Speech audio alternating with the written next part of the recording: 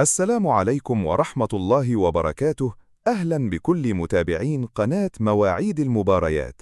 ما تنسوش الاشتراك في القناة وتفعيل زر الجرس علشان يوصلكوا كل جديد.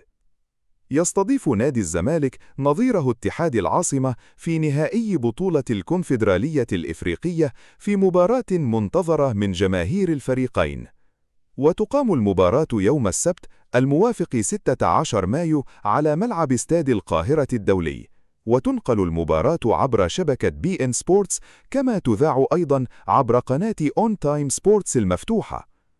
مواعيد المباراة في الدول العربية: 9 مساء بتوقيت مصر والسعودية وقطر، 8 مساء بتوقيت الجزائر وتونس والمغرب، 10 مساء بتوقيت الإمارات وسلطنة عمان، 7 مساء بتوقيت غرينتش.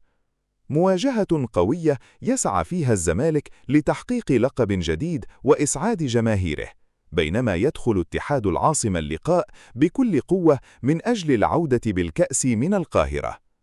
وفي النهاية ما تنسوش الاشتراك في القناة وتفعيل زر الجرس ليصلكم كل جديد عن مواعيد وأخبار المباريات. قلب كرة قدم.